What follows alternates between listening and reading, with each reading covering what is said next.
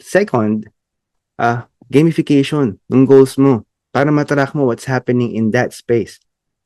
Set smart goals. Ano yung smart goals? It's specific, measurable, achievable, realistic, and time-bound. So what happens is, nandun yung meron kang table, di ba? Or meron kang listahan. So this is your specific goals.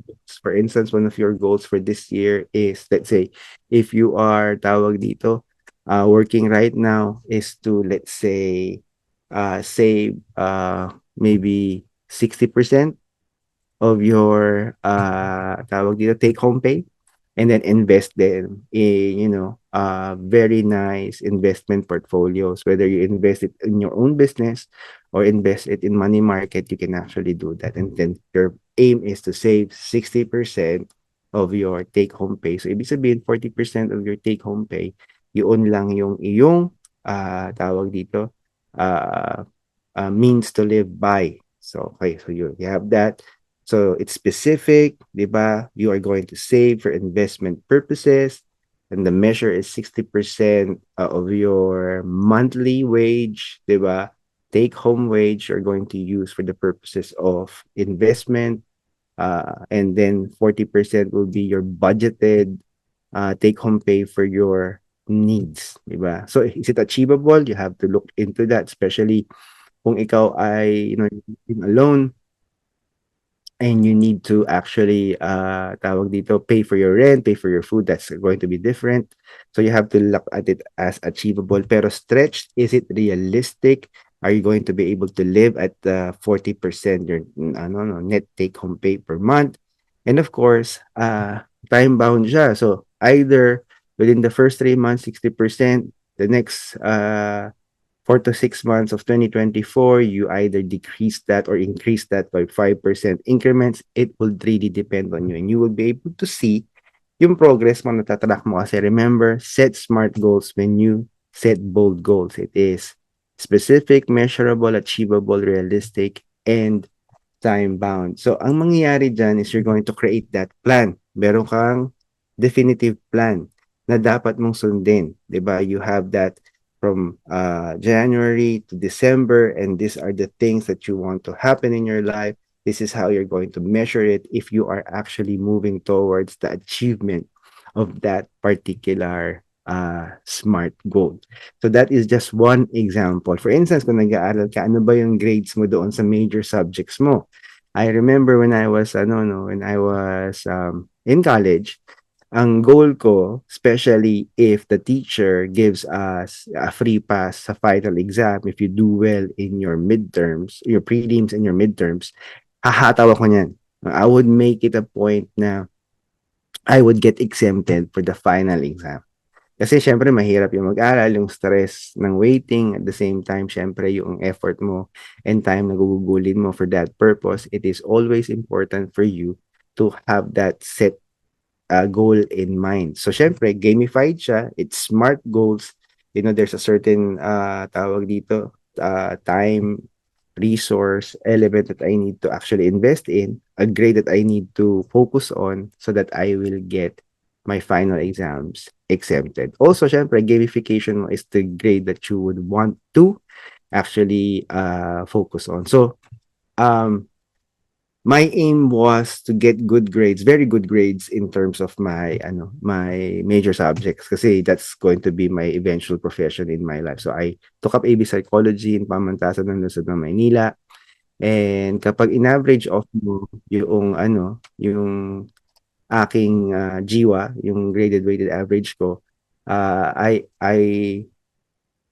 should have qualified for tawag dito, for cum laude during several semesters. Kaso ang problema kasi sa eskwelahan namin, you have to apply for Dean's List, and I did not really find any significance why do I need to apply. Dapat ka na-identify ka na sa Dean's Lister ka. So ganun siya. So you have your standard of moral excellence. So excellent siya morally speaking because I know I got the grades that I deserve. And sometimes you don't get the grades that you deserve because nga of politicking or internal biases na nangyayari doon sa subject with your professor. So that's very, very important. So, kita mo yung grades mo, that's powerful and wonderful. So next is, build a support system, the right people.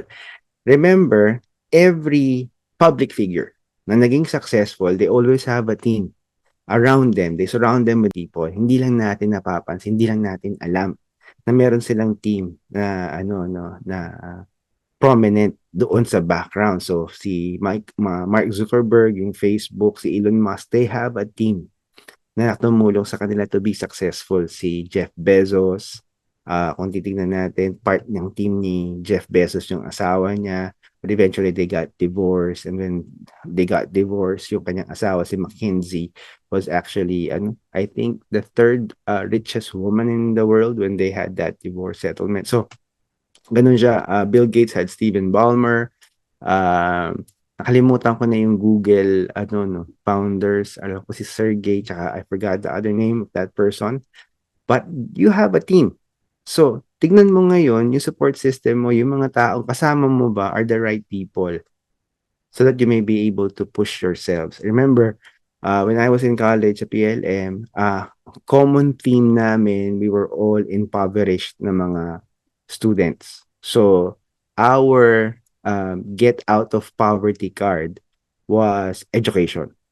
And we were privileged that we were given, smart minds to qualify for a very prestigious, public university and able to actually succeed after that. So sa batch namin, pag tinignan mo yung track record namin, most of us are very, very successful career-wise or very successful business-wise. But if you're going to look at where we started, most of us cannot even afford yung daily lunch kapag kailangan mo kumain sa tawag dito, sa school. So I remember one of my best friends, si Jude, nag-aaral siya sa PLM but different course. So he was taking up mechanical engineering. So he is smarter than me, definitely at 100%. So dahil nakatira sila sa Binangonan, Rizal, kailangan siyang i-support ng family niya, and kailangan niya mag-boarding house. And naalala ko, there is that ritual that we have once a week, magkasama kami kumain. So sa kanya yung sinaing, sa akin yung century tuna. So if you're familiar with century tuna, nung panahon namin, dalawang flavor lang siya. It's either bibili ka in oil or bibili ka in brine, ng water. So yun ang dadaling ko. Tapos maghahati kami. Imagine niyo kaming dalawa, we are actually tall for Filipinos na mga lalaki. So lakas namin kumain. Imagine maghahati kami sa isang century tuna regular sized can. And he eventually became a mechanical engineer, board passer, one take. Ganun siya kalupit. So, support system. So, we were able to rub off on each other's moral excellence. And of course, yung ethics. Importante kasi nakasanayan namin. Dahil sanay kami sa hirap, para sa amin, kung ano man yung harapin namin, hindi kami sanay magreklamo. We don't really whine. So we were able to support each other going through the most difficult adjustment ng buhay namin because it's different when you are from high school, then you go to college or university. Ayan. So set bold goals to spice up your 2024. So kung goal mo mag-travel, as part of your spicing up, travel, kailan, magkano yung budget na kailangan mo, sino yung mga kasama mong tao, and ito ba ay hiking, trekking? Is it going to be something na will involve a lot of physical exertion or let's say involving meditation and something that will impact your well-being. All right?